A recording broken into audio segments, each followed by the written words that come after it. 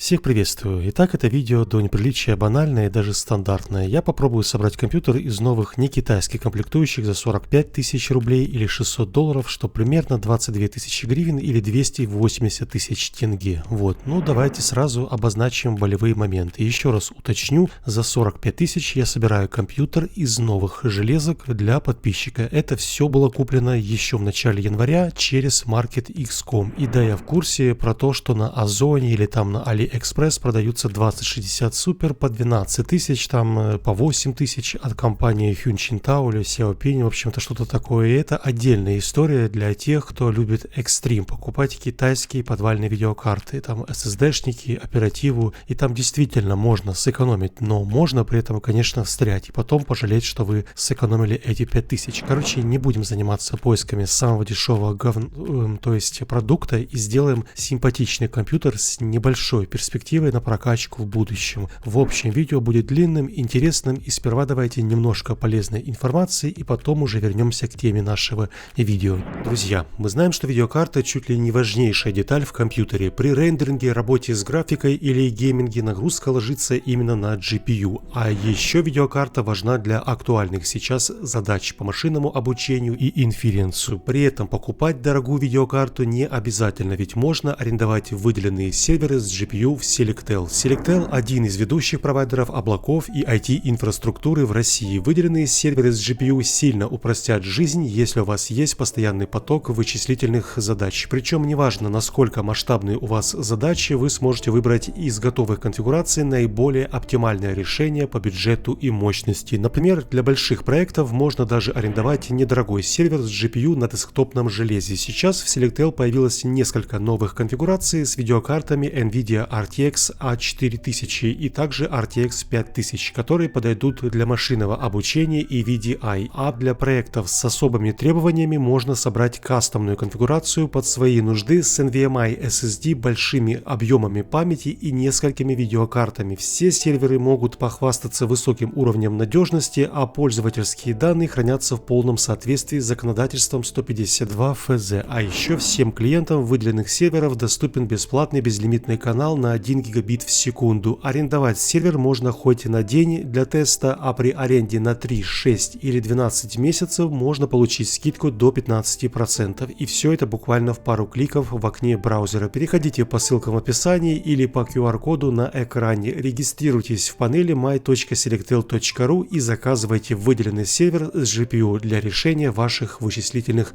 задач. Ну а мы вернемся к теме нашего видео. Итак, процессор я решил поставить 12100F. Это четырехъядерный восьмипоточный i3, которые весьма достойны за свои 8500 рублей. И, наверное, это один из лучших процессоров для бюджетных сборок. Этот процессор мы поставим в одну из самых простых материнок на чипсете H400, то есть на чипсете H610 с поддержкой оперативы на частоте 3200. Это базовая материнская плата, она ничем не лучше и не хуже остальных. Среди, опять-таки, бюджетных моделей все самое необходимое у нее имеется. Берут эту материнку часто, видимо, это уже проверенный продукт, и в эту мать мы также поставим 16 оперативы на частоте 3200 и также быстрый NVMe SSD накопитель на 512. Что насчет охлаждения процессора, то я решил чутка взять с запасом башню на 4 трубки за 1800-1850 рублей. Да, можно было, конечно, сэкономить 800 рублей и взять просто кусок алюминия, но если в будущем, скажем, зритель захочет прокачать процессор и поставить, например, i5 12400 или 12600, то уже ему не придется заменять при этом охлаждение, ведь такая башня потянет даже i7 12700. Одним словом, вот такой получился у меня комплект в первичном виде. Это, так скажем, ключевые детали перед началом сборки. Я выбирал темные комплектующие без подсветки, и оператива без подсветки, и вертушка на процессоре тоже черная. Мне так больше нравится. Подсветка будет чуть позже в корпусе, и чтоб сильно не светился компьютер, внутренности будут без цветных этих всяких лампочек. Ну и далее по традиции все это нужно что сделать правильно? Запихнуть хотя бы в нормальный, не ущербный корпус, и желательно не за 1000 рублей. Так что я решил и потратил аж целые 2 минуты и взял, наверное, один из лучших корпусов в формате micro ITX. Этот корпус стоил в начале января 3500. Сейчас он почему-то пропал с продажи. Возможно, не знаю, весной опять привезут новые партии, но за 3500 у нас в комплекте, внимание, спереди две вертушки по 140 мм и одна вертушка 120 на тыльной части.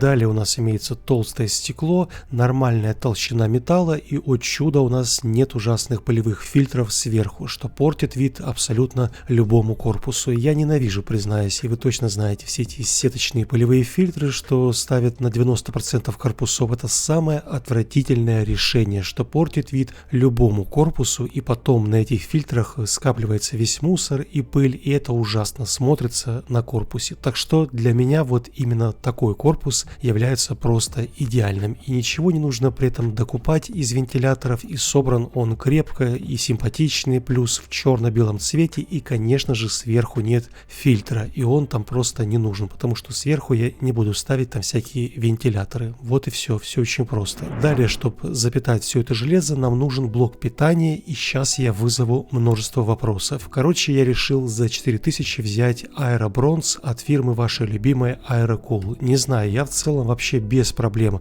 мог бы взять любой блок питания, и вы это знаете, за 4000, чтобы что правильно задобрить зрителей. Например, там Cooler Master или Deepcool новый, то что D500, по-моему, или как он там называется. Но в какой-то степени я решил пойти народным путем и просто купить что-то, то, что покупают просто куча людей. Именно эти модели Aero Bronze или Aero White. В какой-то степени мне захотелось не быть тем, кто на своем примере указывает, что нужно покупать зрителям, а пойти, скажем так, за толпой и купить народный продукт. Да, мы знаем темное прошлое модели XAS, и вот этот момент оставил такой себе отпечаток на компании из Тайваня. И, кстати, это не китайская компания, это действительно тайваньская. И вот за 4000 рублей я решил взять блок на 600 Вт, имеющий бронзовый сертификат. Мне кажется, за 4000 это нормальная цена, за 600 Вт по линии 12 вольт, и также имеются все типы защиты от перепадов напряжения. Это в целом объясняет, почему люди покупают эти питальники. Ну ладно, это такой уже довольно спорный момент.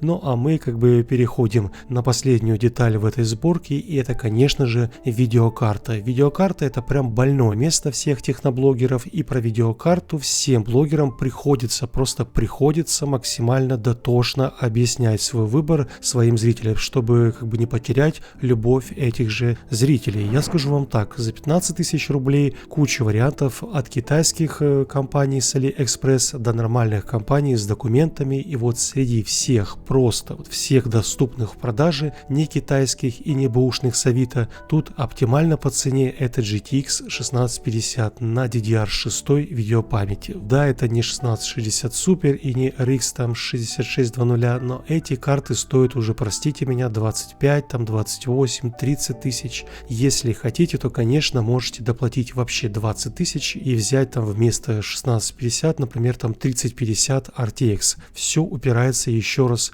уточню, именно в ваш бюджет. Мне сказали конкретно, вот есть плюс-минус 42-43 тысячи, и нужно собрать компьютер новый из магазина. Все. И за пятнашку просто я выбираю 1650 с внешним питальником, чтобы сделать небольшой разгон. Плюс у нас две вертушки, и это, внимание, фирма MSI. Это не Хуананжи. Если вы хотите рискнуть, то это ваше право. Вы найдете даже RTX 2060 за 15 тысяч. Прямо там, не знаю, на AliExpress. И даже, возможно, вам повезет. Но делать казино или там лотерею за счет зрителя, тратить его денежки, что потом переживать, я, честно, не хочу. И это как бы, не совсем красиво. Все гарантийки будут у человека. И если что-то не так, там, не знаю, произойдет с его компьютером или там видеокартой, то он без проблем решит вопрос именно при помощи этих документов. А если что-то случится с его китайской 1650 Super, то у человека, конечно же, будут проблемы, и я буду за это отвечать. Плюс я испорчу подписчику как бы настроение такой сборкой. Ладно, в общем, я думаю, вы поняли, о чем я. Пока полностью, в общем, собран. Не знаю, нравится ли вам он внешне или не нравится. Это все дело вкусовщины. Но мне так получилось немножко как бы нежно, или точнее более женственно, что ли. Короче, корпус просто белый, у него такая вот праздничная подсветка, и получился, скажем так, универсальный по внешности, и молодежный, и женственный, и неженственный. В общем, самое важное, что продуваемость отличная, шум от вентиляторов ниже среднего, и все это вышло 42-43 тысячи примерно. примерно. Ну и сейчас, пожалуй, пришло время протестировать. Запустим парочку игр, посмотрим на температуры и начнем, конечно же, с Counter-Strike на высоких Full HD. В целом, наверное, можно было даже не запускать контру. Тут, конечно, даже 1650 выдает почти 300 FPS, ну там в среднем 240-250, и быть может, если вы хотели, скажем там, то есть и хотите заниматься в будущем киберспортом, то такого компьютера бы хватило более чем. Главное, что нужно вам, это монитор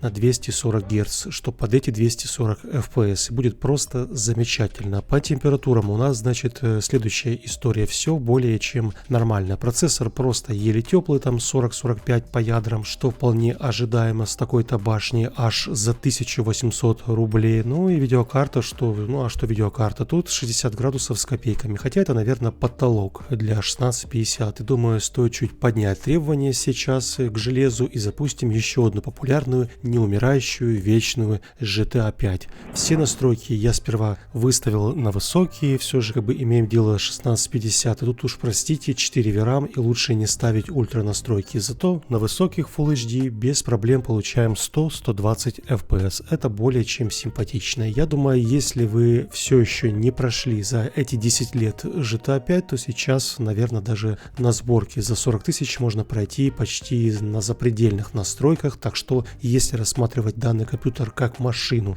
для сетевых шутанов или там для запуска GTA RP или что-то вроде танков, доты, контры, то нет смысла тратить более чем 40 тысяч. Можно собрать примерно такую же машину. Но, еще раз повторюсь, игры, которые я запускал, им уже более 7 лет. И тут, если честно, я примерно и ожидал таких именно результатов. Но, вот если запустить что-то вроде Киберпанка, вот это уже, конечно, интереснее. И в настройках сперва я выставил высокие настройки без трассировки лучей, хотя какая там трассировка на 1650. И также я выставил Fidelity FX в режиме баланс. И вот с такими настройками получаем в среднем 45-50 FPS. И, наверное, это успех. Но вот мне лично не очень нравится размытие FSR или Fidelity FX в режиме баланс.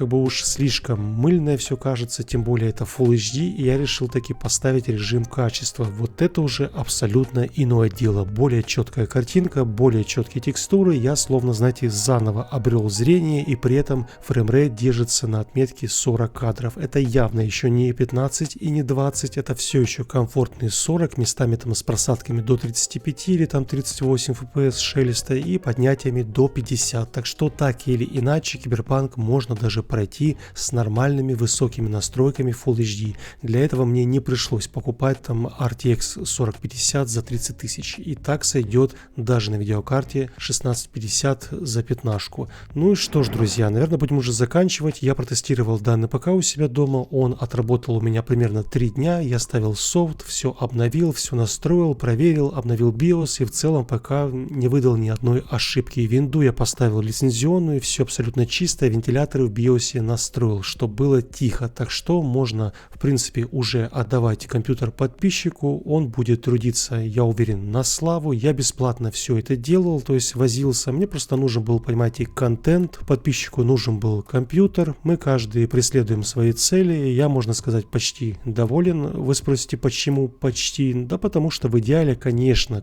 честно признаюсь, сюда бы просто супер бы стала видеокарта RTX 3050 или там 1660 супер. Но это уже, еще раз отмечу, плюс 15 тысяч рублей к стоимости. И сборка бы стоила уже не 40-42, а там 55 и может даже больше. А это уже совсем иной бюджет. То есть это уже не совсем дешевый компьютер. Хотя и 1650, как мы видим, тоже вполне достойное внимания даже в 2023. В общем-то, на этом, друзья, у меня все. Если кому интересно, смотрите ссылочки в описании под этим видео. Там все цены, все железо. Увидимся с вами уже очень скоро. Подписывайтесь, чтобы не пропустить видео. И всем еще раз желаю удачи. Увидимся. Пока-пока.